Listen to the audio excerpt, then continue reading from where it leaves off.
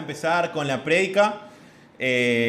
Hoy nos toca la parte de Mateo, capítulo 7, versículo 7 al 12. Yo lo tengo en la traducción, nueva traducción viviente. Les leo lo que dice. Sigue pidiendo y recibirás lo que pides. Sigue buscando y encontrarás. Sigue llamando y la puerta se te abrirá.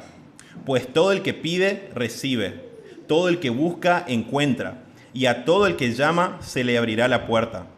Ustedes, los que son padres, si sus hijos les piden un pedazo de pan, ¿acaso les dan una piedra en su lugar? ¿O si les piden un pescado, les dan una serpiente? Claro que no. Así que si ustedes, gente pecadora, saben dar buenos regalos a sus hijos, cuánto más su Padre Celestial dará buenos regalos a quienes le pidan. Haz a los demás todo lo que quieras que te hagan a ti. Esa es la esencia de todo lo que se enseña en la ley y los profetas. Oramos. Padre, te damos gracias por este día, porque podemos estar, Señor, como iglesia reunidos. Señor, oramos que tu palabra, Señor, haya cabida en nuestros corazones. Espíritu Santo, que tengamos corazones dispuestos, Señor, para entender tu ley y ponerla por obra, Señor. Señor, rogamos, Señor, que tu obra sea en nosotros, Señor. Que tu palabra sea la que esté trayendo frutos espirituales en nuestra vida. Una vida renovada y santificada, Señor, y que podamos ponerla en práctica, Señor, a partir de lo que la escuchamos. Te damos gracias, Señor. Te damos gracias, Cristo. En tu nombre oramos. Amén y amén. Bueno, en esta parte nosotros veníamos estudiando y predicando expositivamente el Sermón del Monte.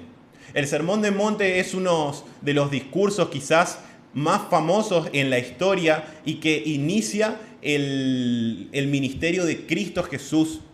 Veníamos aprendiendo sobre la cuestión de el juzgar a los demás, por ejemplo, que el pastor Jonathan nos estaba enseñando el fin de semana pasado sobre tener un juicio correcto acerca de los hermanos y de tener un juicio correcto acerca de los maestros que enseñan la palabra. Si realmente son personas confiables, verdaderas, o si son lobos rapaces, como Cristo mismo lo decía.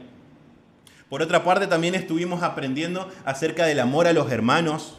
Estuvimos aprendiendo acerca de Jesús y el ayuno, sobre la hipocresía con la que muchas veces manejaban algunas personas respecto al actuar cristiano. En este Sermón del Monte, Jesús habla acerca de las cualidades morales que un cristiano debe tener. Y en este punto parece que si nosotros nos ponemos a leer sobre el pedir, buscar y llamar, parece que Cristo hace un giro de los eventos y que se aparta por completo de lo que venía hablando, los temas que venía tratando. Sin embargo, eso no es así. Jesús hace una conexión de lo que venía enseñando y muestra cuál es el requisito, el fundamento y el combustible necesario para poder llevar a cabo esto que nos estaba pidiendo. Hermanos, si nosotros desconectamos el hacer con nuestra vida de oración, va a terminar en una completa ruina. Nos vamos a terminar frustrando y nuestra vida va a terminar simplemente sin ningún tipo de fruto. Ahora, ¿es posible tener un juicio sano? ¿Es posible amar a nuestro prójimo? ¿Es posible poder ayunar sin ser un hipócrita? ¿Es posible llevar una vida santa sin tener una vida de oración? La respuesta es no. Necesitamos tener una vida de oración, una vida que estemos conectados a Dios y que eso nos va a permitir poder llevar a cabo la voluntad de Dios. Nada de esto puede ser posible si no hay un corazón con una actitud humilde, que ruegue por la intervención divina para caminar en los frutos del Espíritu, según lo plantea Gálatas 5:22. ¿Cuánto nosotros muchas veces luchamos con nuestras debilidades de la carne, llámese avaricia, llámese ira, enojo, llámese tentaciones sexuales? Y muchas veces intentamos luchar por nuestras propias fuerzas y decir, bueno, no, voy a agarrar determinada estrategia, a partir de ahora voy a hacer esto, quizá no me salió esto y voy a intentar la próxima vez acomodarme a ver de qué manera puedo hacer para esquivar esto, pero no recurrimos a la oración. Qué importante que es tener una vida de oración. Y nosotros en esta iglesia tenemos como prioridad también el hecho de estudiar la palabra, escudriñar las escrituras, tener una correcta teología, pero también es necesario que esa teología esté conectada con una vida de oración en intimidad con Dios. Van las dos cosas de la mano. No podemos dejar una cosa sin dejar de hacer lo otro. Tienen que ir juntos. Porque si tenemos una teología correcta, pero no tenemos una vida de oración, podemos terminar en un legalismo. Y si tenemos una vida de oración intensa, pero no tenemos una teología, podemos terminar siendo unos místicos que simplemente se dejan llevar por las emociones, según lo que me parece hoy, según lo que me gusta, según lo que yo creo. Necesitamos tener esa base correcta que nos brinda las Escrituras, pero también necesitamos la vida del Espíritu por medio de una vida de oración. Y hablando de esta cuestión del Sermón del Monte, donde vemos que Cristo nos establece los parámetros de una vida cristiana, donde Mateo viene describiendo al rey prometido de los Mesías, y que este rey estaba mostrando las leyes de su reino. En esta parte, para cumplir las leyes de su reino, es necesario dos personas. La santificación no depende enteramente de Dios, pero tampoco depende enteramente de nosotros. Es una combinación. Mientras nosotros caminamos y obedecemos, también el Espíritu Santo nos está ayudando. Es las dos partes yendo juntas. Muchas veces nosotros quizás podríamos decir, bueno, no, yo tengo una tentación, tengo un problema, voy a orar a Dios. Voy a orar y Señor, te entrego esto. Señor, ayúdame con esta situación que me está pasando. Ayúdame con esta tentación. Y después, bueno, sigo como viviendo como a mí me parece. Sigo viviendo como estaba viviendo. O quizás también podemos caer en el otro extremo de hacer todas las cosas, todas las acciones, decir, bueno, a través de esto voy a modificar mis reglas de conducta y no recurrimos a la oración. La santificación tiene que ver con una oración entregada a Dios, una vida de fe mirada hacia Cristo, puesta la mirada en Cristo, pero también con acciones. Fíjense en Santiago 4:2 cómo se lo retrata bien esta cuestión de pedir correctamente, pedir de acuerdo a lo que Dios quiere que nosotros pidamos, de acuerdo a las motivaciones y con el corazón correcto. Dice Santiago 4:2, codician y no tienen, matan y arden de envidia y no pueden alcanzar, combaten y luchan, pero no tienen lo que desean porque no piden. Y pedís y no recibís porque pedís mal, para gastar en vuestros deleites. Volviendo a esta cuestión de la oración, muchas veces nosotros cuando pedimos, como la misma Biblia lo dice, lo pedimos según nuestros propios deseos, según nuestro propio ego, según nuestro propio orgullo. Y decimos, Señor, cambia a ese hermano que me ofendió, cambia a ese hermano que está haciendo mal las cosas y que no me agrada la manera de ser. Hola. ¿Y vos, Holanda? ¿Cómo andamos por casa? Hermanos, nuestro corazón, nuestra oración tiene que tener un contenido de humildad, un contenido de mirar hacia adentro y decir, Señor,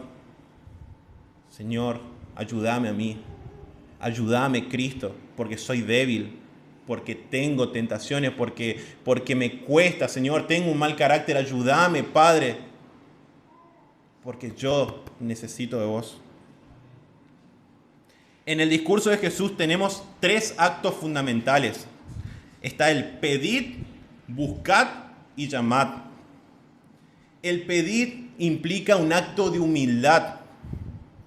Cuando nosotros pedimos algo a alguien, nos estamos humillando, porque estamos mostrando que tenemos necesidad de algo. Con Dios es lo mismo. Cuando nosotros le pedimos algo a Dios, estamos diciendo: Señor, necesito. Señor, no puedo solo. Dios, ayúdame. Ayúdame porque no tengo la suficiente fuerza para poder luchar contra mi pecado, para poder resolver esta situación. Fíjense el ejemplo que hay de el fariseo y el republicano. El fariseo, cuando entraba al templo, decía: Señor, Señor, te doy gracias porque yo soy tan bueno, ayuno 2 veces a la semana, diezmo de todo lo que tengo, gracias porque no soy ese republicano. No había un pedido de humildad: Señor, necesito, Señor, ayúdame. Y fíjense el contraste que había con el republicano, que el republicano se acercaba y entraba al templo golpeándose el pecho y decía: ten compasión de mí, Señor. Señor, ten compasión de mí, que soy pecador. Dios, ayúdame, ayúdame. Y Cristo decía: de cierto les digo que Él es el que salió justificado y no el fariseo. La actitud de humildad, de pedir y de reconocerte necesitado delante de Dios. Hay veces que a muchas personas les cuesta mostrarse débil, les cuesta mostrarse necesitado. No, ¿qué iba a pensar mi hermano? No, ¿qué van a pensar esas personas si ven que yo realmente estoy necesitando? Hermanos, el cristiano es un hombre pecador, un hombre necesitado, que es fortalecido por la gracia de Cristo continuamente. Pablo planteaba y decía: hice todo esto, como yo, si tengo que jactarme de ser apóstol, yo sufrí persecución, me apedrearon, prediqué por todos lados, me rechazaron, pero no yo, sino la gracia de Cristo en mí. Y esta cuestión de pedir, además de humildad, trae implícitamente la idea de una relación personal con Dios. Dios, a diferencia de otras religiones en el mundo, el cristianismo es la única religión que plantea que Dios es un Dios trascendente, trasciende a la existencia nuestra, pero que también es un Dios personal.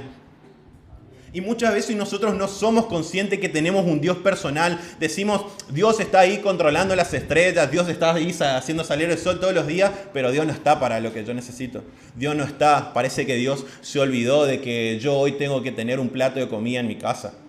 Parece que Dios se olvidó de que yo tengo que vestirme. Parece que Dios se olvidó de los problemas que me están pasando, de mi depresión. Parece que Dios se olvidó de los pecados con los que estoy luchando. A mí se me cerró el cielo. Mi oración llega hasta el techo, nomás dicen algunos, y después cae ahí y chao. Quedamos en la lona. Sin embargo, el Padre es un Padre personal. La vida de oración tiene que ver con una conexión personal con el Dios Trino, el Dios único, al que tenemos libre acceso por medio de la gracia que Cristo, cuando vino, caminó en esta tierra, murió y resucitó, el velo se rasgó en 2 y tenemos libre acceso al trono de la gracia. Ese es el tipo de relación que tenemos, una relación cercana. Después la segunda acción, el segundo acto, es el buscar.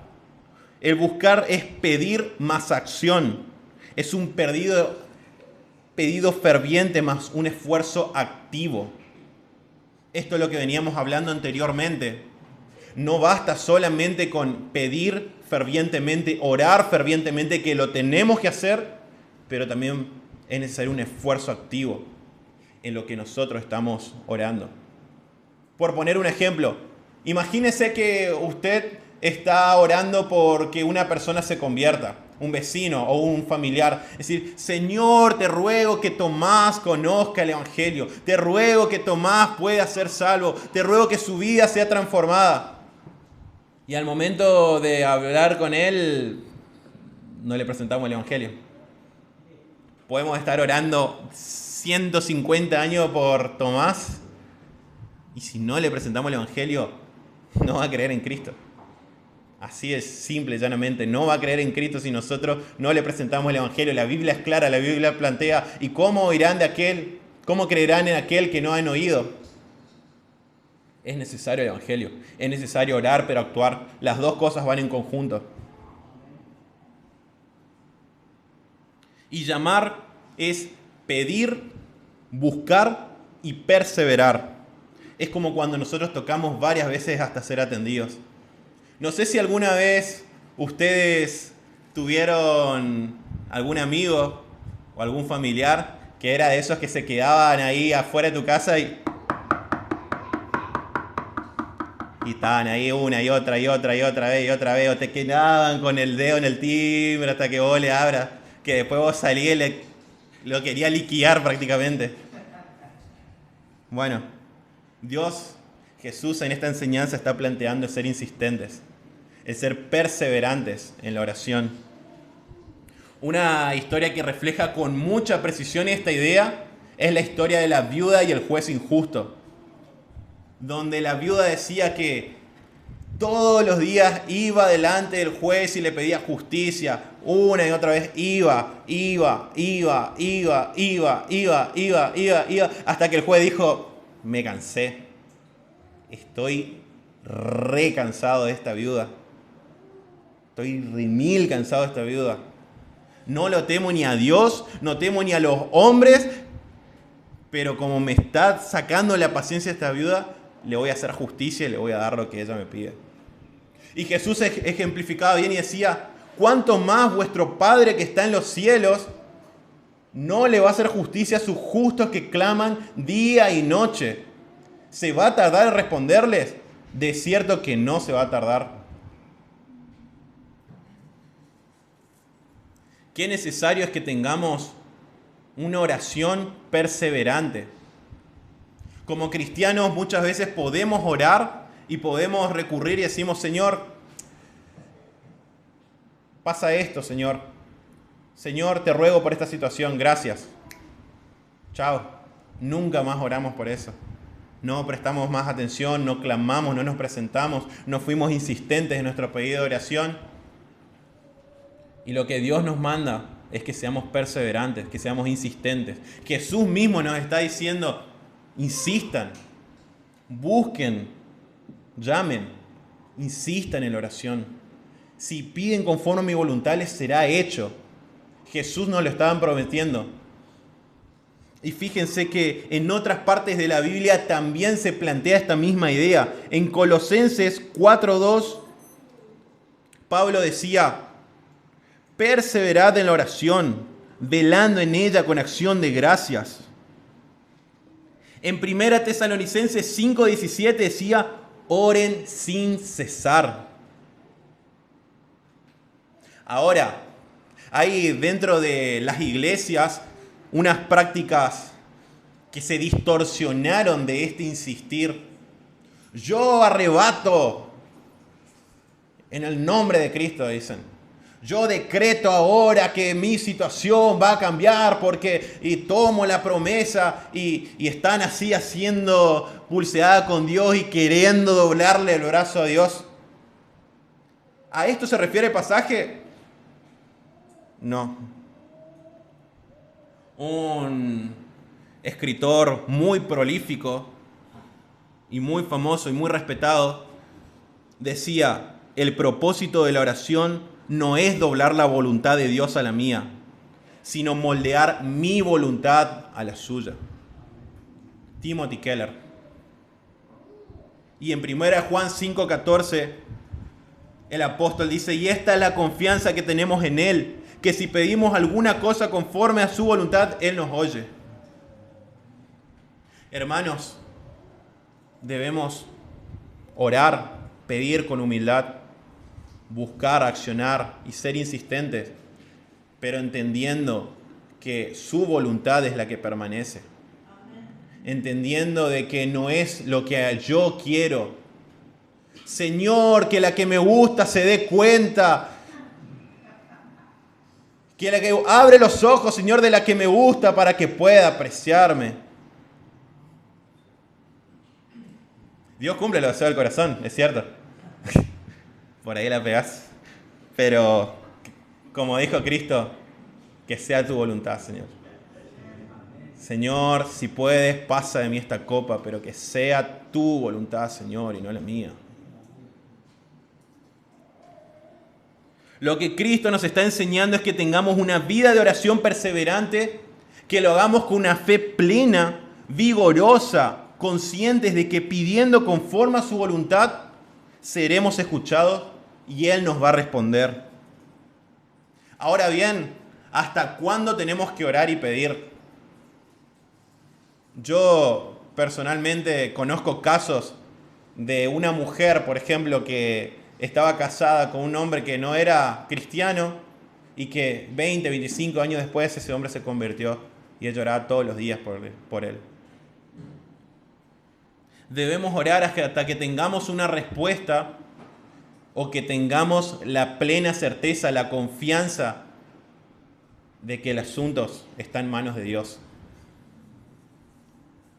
Fíjense el ejemplo de David, que cuando vino el profeta Natán y le dijo, tú eres aquel hombre, que el Señor va a traer juicio sobre tu casa, David empezó a ayunar y dijo, bueno, quizás el Señor me permite que mi hijo no muera, quizás Dios en su misericordia. David conocía la bondad, la misericordia, la benignidad de Dios y decía, quizás en su misericordia Dios no va a tocar a mi familia. El hijo terminó muriendo. Y ahí David dijo, esta es tu voluntad. Pero David siguió pidiendo, David siguió orando.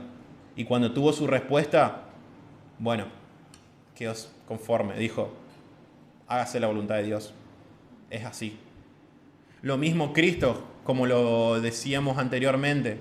Jesús, el Dios hecho carne, Cristo, el Hijo de Dios, se fue hasta el monte de los Olivos, se apartó y dijo, Señor, si es posible, pasa de mí esta copa. Porque tenía una amargura, una angustia de muerte. Pero que no se haga tu voluntad. No se haga mi voluntad, sino la tuya. Y Jesús volvió con sus discípulos, se fue, oró de vuelta lo mismo.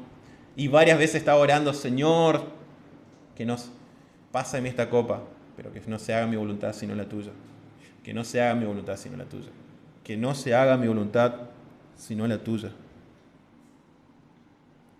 Tengo que tener la fe como para pedir que Dios existe y que Dios es galardonador de los que le buscan, pero también tengo que tener la fe para aceptar su voluntad, que es buena, agradable y perfecta. ¿Cuántas veces, muchas veces recurrimos a Dios en nuestra vida de oración y oramos y usamos como alguna manera para descargarnos y decir, Señor, me pasó esto, listo? Y no creemos ni siquiera en que Dios puede cambiar esa circunstancia, no recurrimos a Él en fe. Y hay veces que es cierto que estamos mal y que necesitamos hablar con Dios y nos descargamos. Y aun cuando no tenemos la fe suficiente, el Espíritu Santo, decía Pablo, intercede por nosotros con gemidos indecibles y termina orando por los que nos conviene, intercediendo por aquello que es mejor para nosotros. Muchas veces, cuando estamos mal, que no nos salen las mejores palabras, que no tenemos el mejor ánimo, tranquilo, hermano, porque Dios, el Espíritu Santo, está ministrándonos, está intercediendo por nosotros, está obrando a nuestro favor cuando aún somos débiles. La Biblia dice, cuando todavía éramos débiles, Cristo murió por nosotros. Él nos fortalece, Él es su fortaleza, Él es su ancla firme. Cuando aún le falte fe, pídale a Dios y recuéstese sobre Él y acepte la paz que este mundo no le puede dar.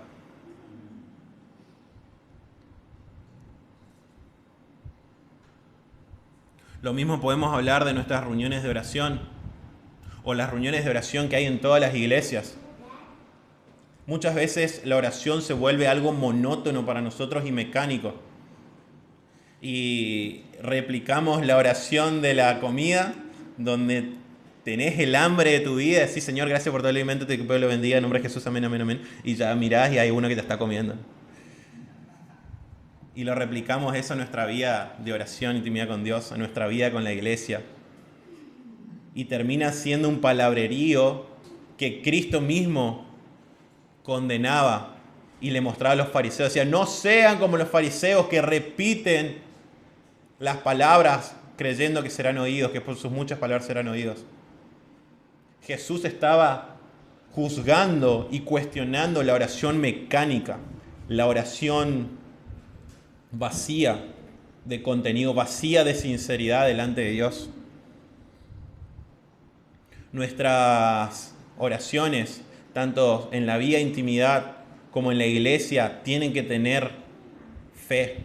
Tiene que haber con una fe, una expectativa de lo que va a pasar. ¿Cuántas veces vinimos un miércoles de oración y decíamos, Dios va a hacer algo, Dios está haciendo algo en su iglesia, clamemos, intercedemos porque Él lo puede hacer, porque Él puede resolver esta situación con mi hermano, porque quizás un hermano está débil en la fe, el Señor lo puede levantar? ¿Cuántas veces vinimos con esa convicción a la iglesia?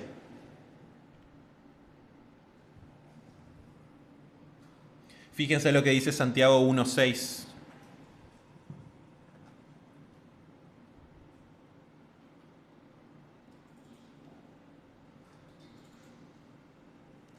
Dice, pero pida con fe, no dudando nada, porque el que duda es semejante a la onda del mar, que es arrastrada por el viento y echada de una parte a otra. Hermanos, el Señor nos anima a que oremos, pero con fe. Jesús, cuando caminaba por la tierra y se encontraba con gente que tenía fe, decía que hasta el mismo centurión de que no era del pueblo de Israel se quedó maravillado. A Dios le agrada las oraciones con fe. Más allá de una oración que podamos hacerlo de manera mecánica, decir, Señor, te digo esto, yo sé cómo, a ver, hay tal versículo que dice esto, te lo recito, listo. Y una fe no puesta en la oración en sí, como la oración tiene algún poder, sino la confianza en Dios, en quién es Él, en su carácter, en su bondad, en su misericordia, en su gracia, en su amor, en su justicia, en su santidad. La oración no reposa en la idea de la oración en sí, sino en el carácter a quien se dirige. Fíjense en Juan 16:23. Jesús estaba hablando con sus discípulos las últimas palabras antes de que sea crucificado. Y dice, en aquel día no me preguntaréis nada. De cierto les digo que todo cuanto pidieren al Padre en mi nombre se lo dará. Hasta ahora nada han pedido en mi nombre. Pidan y recibirán, para que su gozo sea cumplido. De vuelta vemos el mismo patrón, Jesús diciéndole a los discípulos e insistiendo, pidan en mi nombre, pídanle al Padre y conforme a su voluntad, Él se los dará, Él se los dará. El Mateo 8, del 5 en adelante, relata la historia del centurión con Jesús,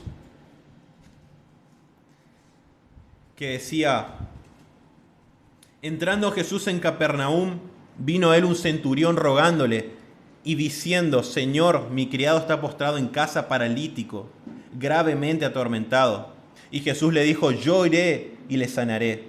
Respondiendo el centurión dijo, Señor, no soy digno de que entres bajo mi techo, solamente di la palabra y mi criado sanará. Porque también soy hombre bajo autoridad y tengo bajo mis órdenes soldados, y digo a este, ve y va, y al otro, ven y viene, y a mi siervo, haz esto y lo hace. Al oírlo Jesús se maravilló y dijo a los que le seguían, de cierto les digo que ni aún en Israel he hallado tanta fe. La fe muchas veces es un condicionante de nuestras oraciones, de la respuesta a nuestras oraciones. Fíjense la contracara de esto en Mateo 13:58, donde Jesús estaba recorriendo los pueblos y dice, y no hizo allí muchos milagros a causa de la incredulidad de ellos. También está la historia de la mujer que cuando Jesús iba caminando y le rogaba para que sane a su hija, y Jesús le dijo, no es correcto sacarle la comida a los hijos y dar a los perrillos. Y ella dijo, sí, Señor, pero también los perrillos comen de la migaja que caen de la mesa de sus amos. Y ahí Jesús le dijo, oh mujer, grande es tu fe, que se haga como vos estás pidiendo. Y en Mateo 21:22, el Señor nos muestra, dice, y todo lo que pidan en oración creyendo lo recibirán. Ahora, esto implica que decir, Señor, quiero el último iPhone que salió, que venga por Oca, por favor, y que dentro de los 3 días hábiles esté en mi casa el de Oca esperándome diciendo, en lo poco has sido fiel, en lo mucho te pondré. Claramente no. Hay cosas que nosotros podemos pedir a Dios claramente, pero como venimos diciendo es su voluntad, no la nuestra. Y Jesús nos está alentando a que pidamos también de las cosas por las que viene hablando en el Sermón del Monte. Luchar contra la hipocresía, amar a los hermanos, tener un juicio correcto, que el ser humano tiene la tendencia a criticar con la viga puesta en el ojo. Y Jesús nos decía, sacate primero la viga para tener un juicio correcto, equilibrado, sano, y así poder juzgar al hermano con un sentido correcto. Necesitamos orar para poder cumplir los mandatos que el Señor nos estaba pidiendo, para tener una vida espiritual de acuerdo a la voluntad de Dios.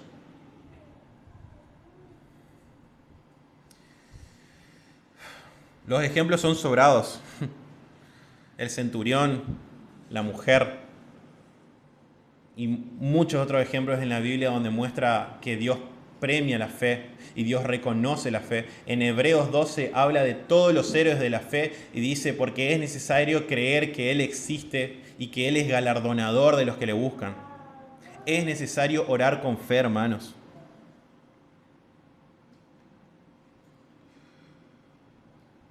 Y esto de pedir, buscar y llamar tiene relación con la fe. Y Jesús establece una clase de acto-consecuencia entre pedir, buscar y llamar. En el versículo que le sigue dice, porque todo aquel que pide, recibe. El que busca, encuentra. Y al que llama, se le abre. Hay un acto-consecuencia. Orar más actuar más perseverar en la oración con fe trae respuesta de parte de Dios. Y fíjense que no solamente esto, sino que en los versículos que sigue, cuando Jesús habla y ejemplifica de qué padre, si su hijo le pide pan, le va a dar una serpiente. Si aún nosotros, siendo malos, sabemos dar cosas buenas a nuestros hijos, si aún nosotros que estamos en pecado, que tenemos fallas en nuestro carácter, sabemos hacer cosas buenas por los demás, ¿cuánto más vuestro Padre que está en los cielos? ¿Cuánto más el Dios de quien fluye toda bondad? El Dios de quien fluye toda gracia. El Dios que hace salir sobre justos, el sol sobre justos e injustos. El Dios que tiene misericordia de millones de personas diariamente. El Dios que tolera la ofensa continuamente, tanto nuestra como los que no lo conocen.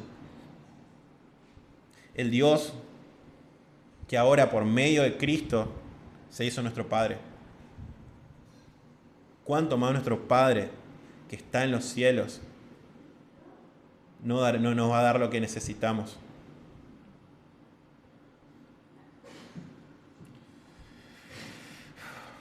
Como veníamos hablando, Él es un Dios que trasciende nuestra existencia. Está por encima de todo, pero a la vez es un Dios personal. Ese Dios cercano nos hizo parte de su reino. Ese Dios nos hizo parte de su familia. Cuando antes éramos enemigos de Él, cuando todo lo que hacíamos era ofenderlo, Dios dijo, voy a enviar a mi hijo y lo voy a rescatar. Qué amor más grande. Y por ahí muchas personas pueden decir, la religión correcta es ser buena persona. No, pero yo soy re bueno. Pero si el otro día vino una persona, me pidió algo para comer y yo le di una mercadería, yo soy re crack. Yo soy un monstruo de la moral del siglo XXI. La Biblia dice, no hay bueno, ni uno solo. No hay quien busque a Dios. Todos a una se han extraviado. El joven rico vino con su moral a Jesús y le dijo, maestro bueno, ¿qué tengo que hacer para heredar el reino de los cielos? Y Jesús le tiró un hachazo como hay algunos que juegan al fútbol y que le liquidan a uno y dices, ¿por qué me llamás bueno? No hay bueno sino solamente Dios. La Biblia destruye por completo la moral de este mundo, la moral humana, la ética de decir, yo por mí mismo puedo ser una creación buena, una creación admirable. La Biblia nos dice, vos estás corrompido, vos estás en pecado, el único camino es Cristo. Y no sé si escucharon muchas veces que hay otras personas que dicen, no, Dios está en todos lados, Dios es de acuerdo a como vos lo mires, Dios es de acuerdo a como cada religión lo plantee, hay muchas maneras de llegar a Dios, todos los caminos conducen a Roma. El cristianismo bíblico dice, hay un solo camino. Hay un solo mediador entre Dios y los hombres, Jesucristo hombre. Y Jesús no vino a dejar dudas. Jesús decía, yo soy el camino, yo soy la verdad y yo soy la vida. Nadie viene al Padre si no es por mí. No hay otro camino, no hay otra esperanza, no hay otro Señor, no hay otro Salvador. Solamente Cristo.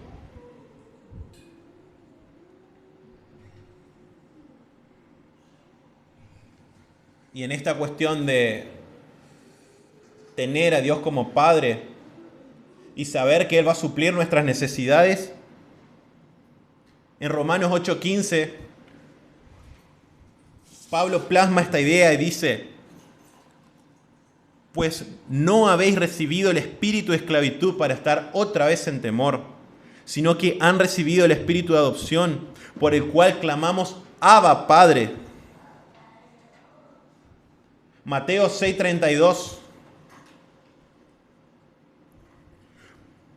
Porque los gentiles buscan todas estas cosas, pero su Padre Celestial sabe de qué tenéis necesidad de todas estas cosas. Iglesia, no tenemos un Padre abandónico. No somos huérfanos. No tenemos un Padre que no está atento a nuestras necesidades. Tenemos un Padre presente. Un Padre que si nos entregó a su propio Hijo, como dice la palabra, ¿cómo nos va a dar todas las cosas? Nuestro Padre Es un Padre bueno. Es un Padre lleno de gracia. Lleno de amor.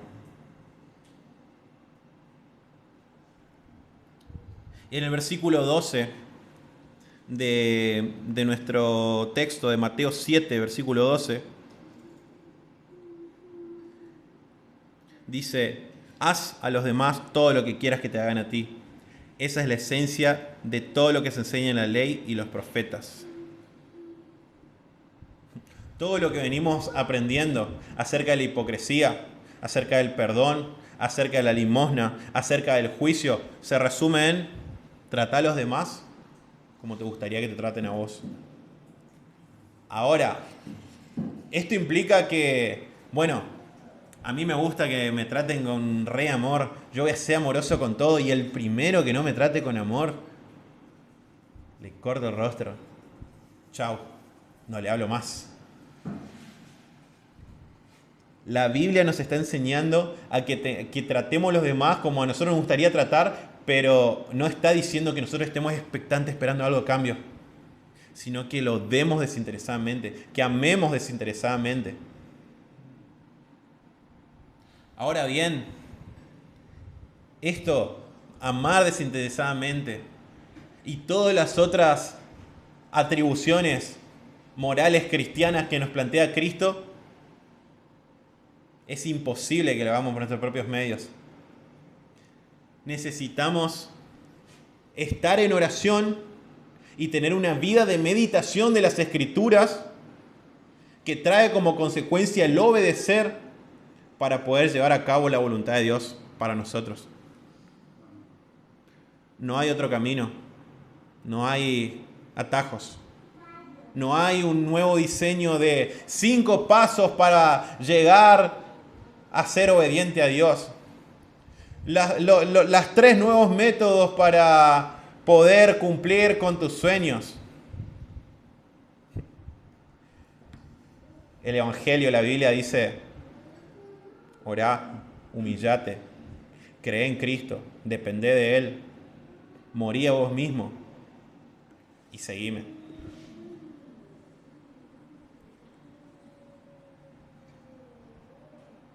¿Estás desanimado con tu vida de oración? ¿Dejaste de orar con fe? ¿Lo ves más a Dios como alguien lejano cuando orás que como un Padre cercano, atento a tus necesidades y deseos?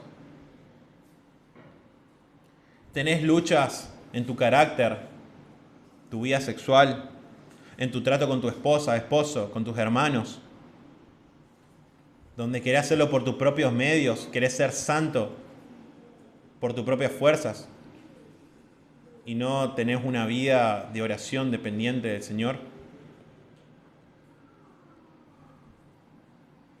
Y aquellos a los que piden, buscan y llaman, Jesús decía: los que a mí vienen yo no los rechazo. El que cree en mí tiene vida eterna. El que no cree ya ha sido condenado. Si recurrís a Él en oración, si recurrís a Él con un corazón humilde, quebrantado, con fe, con sinceridad, Cristo no rechaza a ese corazón contrito y humillado. David decía: corazón contrito y humillado no despreciarás tú. Te hubiese podido dar ofrendas, pero vos preferís el corazón contrito y humillado. Si acudís y crees en Él con toda confianza como tu Señor y tu Salvador, y entendés que tus pecados son grandes, que tus debilidades son muchas, pero decís: me apoyo completamente en la vida y obra de Jesús, en su justicia, no en la mía, y creo en Él para que toda la santidad que hubo cuando Él caminó, todo el tiempo que Él estuvo en esta tierra, que murió y resucitó, que no tuvo un pecado, y que esa justicia, esa santidad se me imputa a mí, se me cuenta a mí por creer en Él, me arrojo completamente a sus brazos, en una confianza, en una fe salvífica. Si nos arrojamos confiadamente a Cristo y lo buscamos, lo pedimos, buscamos y le llamamos, las puertas del cielo se nos abren de par en par. El trono de la gracia se nos abre y podemos entrar confiadamente. Cristo nos dice, pidan, busquen y llamen.